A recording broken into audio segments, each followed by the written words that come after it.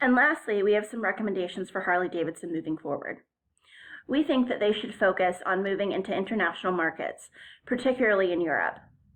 The number of registered motorcycles in Europe in 2021 was over 427,000, compared to only 281,000 in the United States. So we do believe that there is a lot of potential for growth in the international market, particularly in Europe.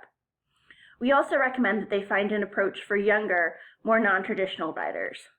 Lower cost bikes could be more appealing to younger riders or non-traditional riders. This would allow the company to open up into a new market, aside from their iconic older white male market audience.